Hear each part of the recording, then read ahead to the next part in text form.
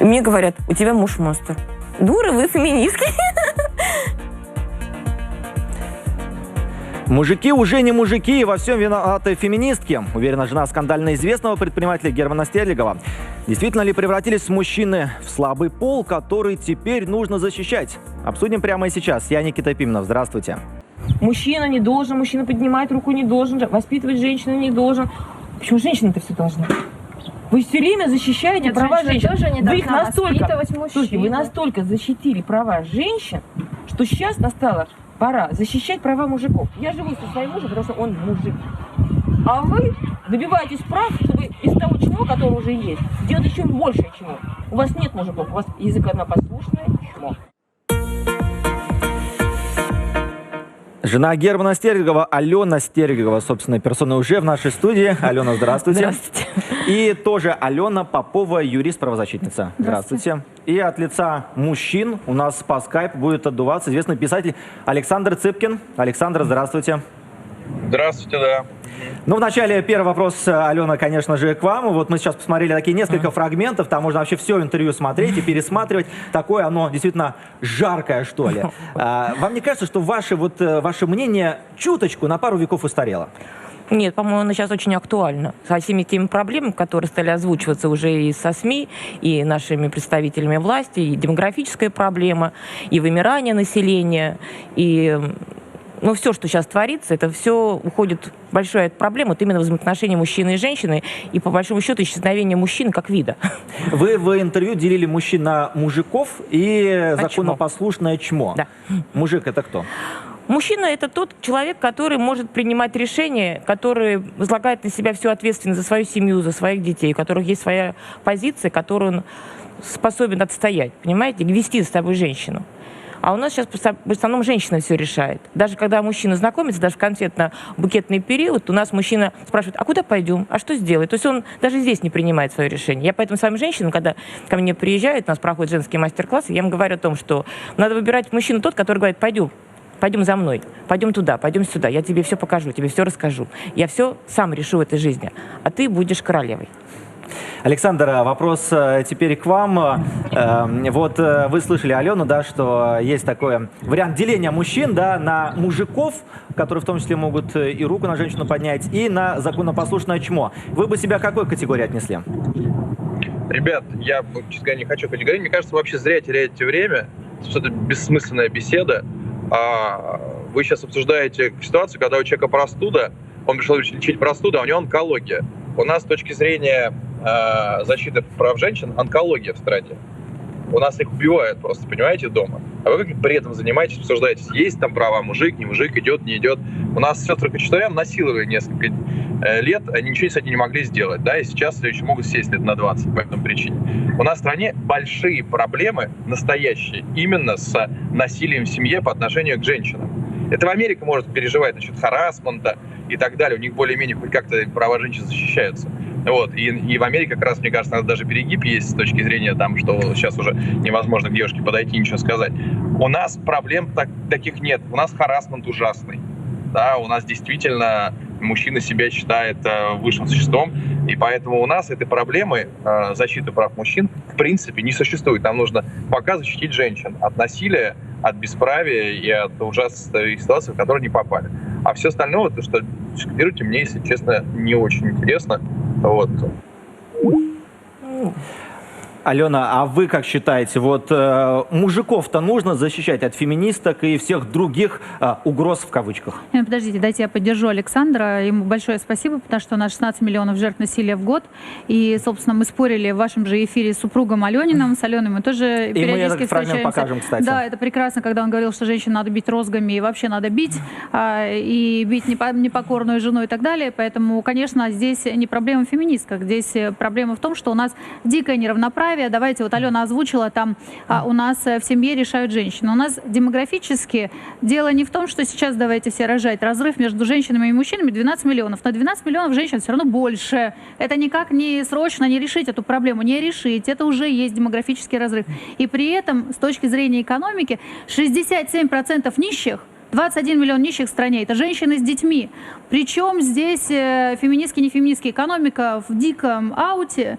Женщины не могут найти работу. Сидеть дома абсолютно не вариант. Алене повезло. Она ведет предпринимательскую деятельность. Она не сидит дома. Алена сама феминистка. Она ведет предпринимательскую деятельность. Она за равные права. Какую? Вы же работаете, как я понимаю, вы мне рассказывали, да, на предприятии семейном. Правильно же? Нет, вы работаете. Нет, я не работаю. Я являюсь женщиной, которая внутри семьи. Вот это значит сказать, что женщина, которая живет в семье, она работает. Это домашние дела. Я никакой не предприниматель. Я никаких денег в семью не приношу. Мне мальчики сделали, они выросли, и они занимаются поднятием крестьян с колен, что называется, потому что государство их не поддерживает. Кстати говоря, всех приглашаю 14 сентября на выставку-ярмарку, которая пройдет у нас, и где вы можете встретить настоящих мужчин. Там будет громадное количество мужчин, которые содержат свои семьи, своих жен, которые рожают много детей. И это можно приехать 14 сентября в Слободу, это будет 8-я крестьянская выставка-ярмарка, и увидеть это женщинам, кому понятно, не хватает мужчин, увидеть это на ярмарке. Ничего против крестьянства не имею, потому что, конечно, сельское хозяйство надо развивать и поддерживать. Это там абсолютно правильно.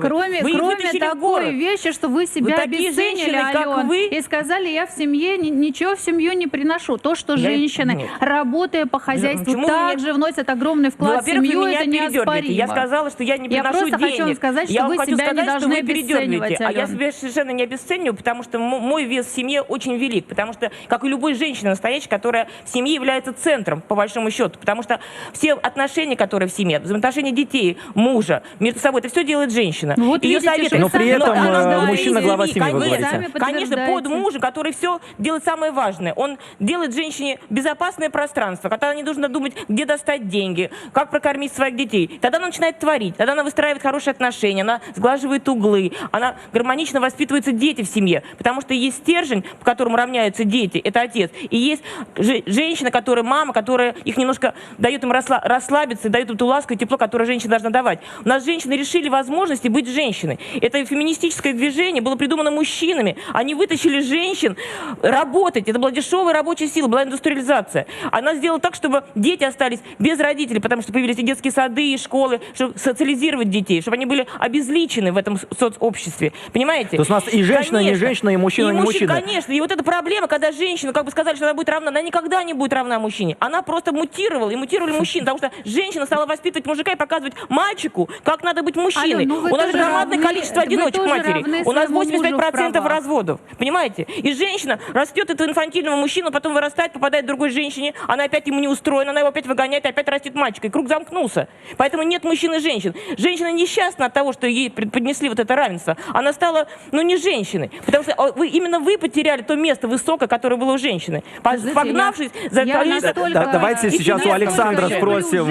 И настолько считаю, кстати говоря, Александр, который вот сейчас выступал, и который говорит о том, что мужчины, там, которые женщины, у нас такое большое насилие, вы берете уголовную хронику. Мы говорим о семье, которая среднестатическая, которая, а вы берете там, кто-то убил, как и женщина убивает мужчин, так и мужчина убивает женщин. Как женщина поднимает руку, так и мужчины поднимают руку. Вы берете криминал и вытаскиваете его на повседневную жизнь. Понимаете, надо рассматривать обыкновенные отношения. И те мужчины, которые поднимают и убивают своих жен, если посмотрите, они в большинстве своем выросли в семье, где их воспитывала мать, одиночка. Это не так. Потому что там, где нормальный мужчина, он воспитывает и уважение к женщине. Вот мои дети выросли в семье, они для меня не то, что на женщину руку поднимут, они знают, что женщине надо все дать, за ней надо ухаживать, понимаете? Но при этом вы говорите, что если женщина поднимет руку на мужчину, то он может ударить ее в ответ. Конечно, потому что это унижение. То есть он может ударить женщину. А зачем поднимать женщине руку на мужчину? Зачем? У нас приучили к тому, что женщина должна давать пощечины. Никогда такого в жизни никогда не было такого. Ни в коем случае. Никто ни на кого не должен поднимать руку, и нельзя применять насилие. И причем надо быть совершенно глупой женщиной, чтобы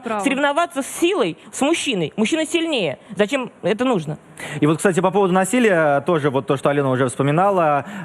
Герман Стерлигов был в нашей программе, но не совсем в нашей программе, «Вечер» на нашем телеканале. Давайте вспомним этот момент. Там он тоже говорил по поводу рукоприкладства, по сути, и легендарных розг. Который никому покой. Быдло бьет друг друга розгами, да, не пароли. бьет палками. А нормальные отношения, когда наказывают один другого, это слегка любя наказывает розгами. Вот это нормальные люди.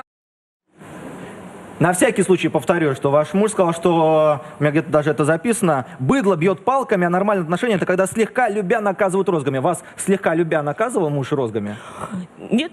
Я То есть не примерная любит, жена. значит? Я примерная жена, не давала повода. Не, Алена книгу выпустила, мужем Битая битая. жена. Да. Нет, Мужем просто битая. Алена хороший очень маркетолог. Она просто Рекомендую знает, что говорит. женщинам Она и в почитать. интервью так сказала. Я уверена, что она думает иначе. Просто она так сказала, чтобы привлечь внимание, собственно, к тому, что они делают, к себе, к своей семье. Я еще раз говорю, Алена сама феминистка, поскольку она Не оскорбляйте пропагандирует... меня, пожалуйста. Нет, она Нет, для меня пропагандирует феминистка как это раз оскорбление, понимаете? роль Нет. женщины, которая равна в обществе Нет. любым другим личностям. Я Она не это ра- активно мужчина- говорит. Не может женщина быть равна мужчине. Не привязывайте себя Права. к мужчине, не прилазите Права, туда на, Алёна, ту- права. на эту планку. Вы все равно Права будете равны ниже, все. понимаете? И женщина, которая говорит, что она равна мужчине, она выглядит, извините меня, смешно, и еще раз показывает, что она маленькая глупая женщина. Потому что мужчина, если брать равноценно мужчину, умный мужчина, женщина, мужчина все равно будет выше. У него по-другому мозг устроен, Алена, понимаете? вот знаете, мы уже с вами во втором эфире, мне вот эти ваши переходы на личности, маленькая, глупая, мне очень нравится, что я миниатюрная. Вы уже меня называете Мне очень феминисткой. нравится. Да, давайте, прекрасная хорошо, давайте феминистка. я Есть вклинюсь как Конституция, мужчина, давайте есть послушаем. Конституция, Алён, Вы нет. меня оскорбляете, Я говорю, что по называя меня феминисткой. Конституции, Потому что я отношусь вы к равны в феминистке, правах своему к мужу. феминисткам Вот, я отношусь что я как хочу женщинам сказать. недалеким, потому что Очень умная зря. женщина, она Очень знает зря, свое Алёна. место, прекрасное Очень место зря. женщины. Наше место зафиксировано в Конституции, оно звучит Слушайте, как я живу мужчины не и по женщины Конституции, а равны по в законам правах. Божьим, поэтому Конституция... И по законам мне- мужа. По Да. законам Божьим Совершенно мужчины и Давайте, женщины тоже давайте равны. еще послушаем одно мнение. Самое интересное, что некоторые мужчины тоже согласны, что мужчина глава семьи. С нами на прямую связь выходит по скайпу Юрий Соленов, исполнительный директор межрегиональной общественной организации «Отцы России». Юрий, я так понял, что вы говорите тоже сторонник того, что равенства между мужчиной и женщиной нету. Мужчина, глава семьи, мужчине вся власть. Да, здравствуйте. Во-первых, Союз отцов, а во-вторых, вот это равенство, оно все равно относительно. Почему? Потому что все-таки как глава семьи он берет ответственность, но в то же самое время за 10 лет работы с отцами я понял, когда мы разговариваем и с одинокими, и с многодетными, и с разведенными, у кого повторный брак, второй, третий брак, и много детей, и от разных жен бывает и такое, все-таки в вопросах вот взаимодействия с женой здесь главное, чтобы отец, мужчина, муж, взяв ответственность, помог также женщине развиваться. То есть воплощать и реализовывать свой потенциал, если у нее таковой имеется, воплощать этот потенциал также и в общественной жизни. Почему? Потому что у нас в региональных отделениях лидеры Союза отцов, они за своими плечами, если можно так сказать, имеют мощный тыл. И все мы знаем, что за каждым мужчиной стоит сильная женщина. Поэтому мужчина, он не просто вправе, не просто обязан, а мужчина, он сам по себе поддерживает женщину, когда у нее есть сильный, мощный потенциал для того, чтобы и помогать своему мужу, и давать ему возможность развиваться, и также поддерживать свое домашнее хозяйство. Но ведь мы все прекрасно понимаем, что если она содержит домашний очаг, если она обеспечивает комфорт и уют в доме, для того, чтобы детям было приятно возвращаться домой, они должны видеть свою маму высоко развитым человеком. Они должны видеть и не только чувствовать любовь, но видеть, что с мамой есть о чем поговорить. Потому что и мама развивается за счет отца, и вместе с мужем, и с отцом своих детей. И, соответственно, и сама не стоит на месте, она движется. И если кому-то из мам хочется только рожать и только готовить обед, пожалуйста, никто этому не препятствует. Но если рядом с сильным мужчиной также и растет сильная женщина, и у них много детей, вот что удивительно, у них хватает времени у обоих заниматься общественной деятельностью. Конечно, у мужчины больше, это факт. Ну, полностью согласна. Правильно все сказал. Ну, во-первых, Союз Союз отцов поддерживает эксклюзивный декрет для пап. Я помню, мы с ними встречались в общественной палате, и мы считаем, что законодательно надо ввести этот эксклюзивный отпуск по уходу за ребенком, который папа не может передать маме, обязан его взять. А это сокращает количество разводов. Прекрасный опыт есть в Скандинавии, великолепный опыт, вообще на который нужно опираться, потому что вот то, что Алена говорит, действительно, у нас беспрецедентное количество разводов.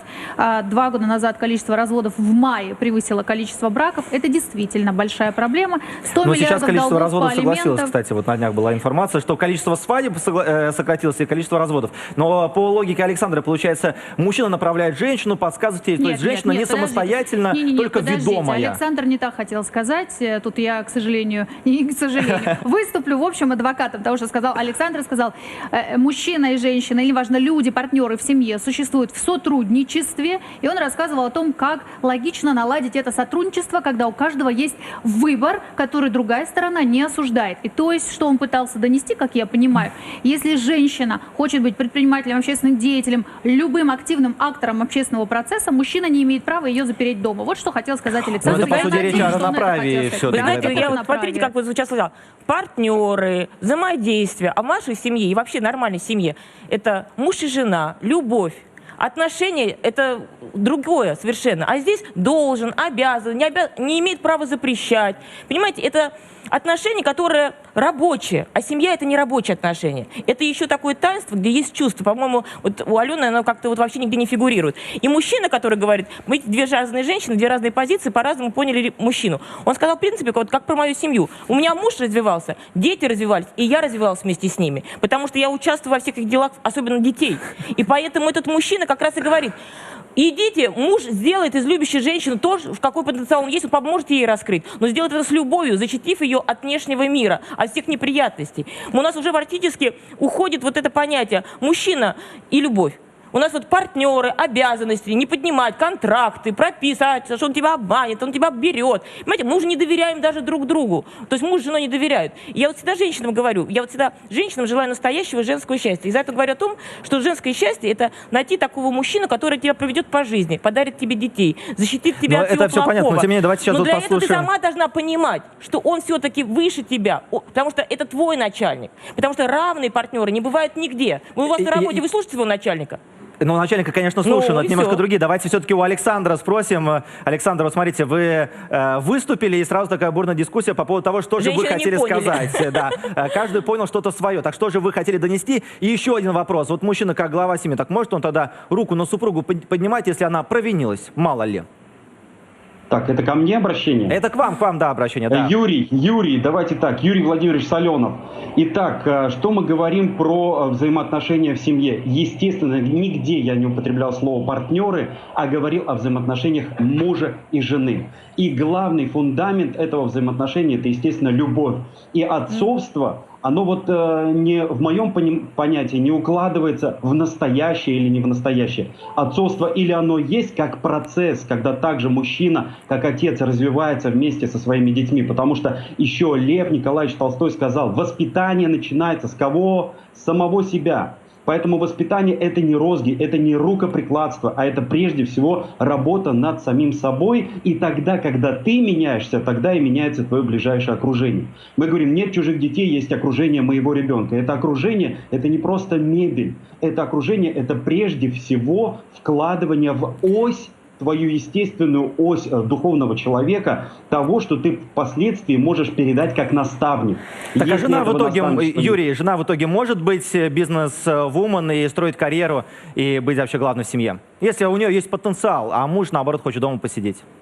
Слушайте, если она жена, то она в семье никогда не будет директором, генеральным директором или депутатом. Возвращаясь со своего генеральского кресла, она приходит домой как жена, как женщина. Любящая женщина, которая любит своих детей и своего мужа. Она не будет доминировать, главенствовать. Она знает не просто свое место, она просто знает эту цепь, она знает этот принцип взаимоотношений. Муж всегда остается главой, потому что на его плечах эта ответственность за всю семью. Хочет он этого или нет, так просто устроено, понимаете? И никуда от этого не деться. Поэтому если женщина доминирует, она просто сходит со своих позиций и отталкивает и мужа, мужчину, отца своих детей, и также и своих детей. Но рано или поздно, если это трезвая, здравая, нормальная семья, все возвращается на правильные круги, на круги своя. И мужчина, отец занимает свое правильное место. Тогда вот это взаимодействие, это помощь друг другу. Здесь невозможно просто кому-то главенствовать. Просто так, потому что он директор, глава, начальник,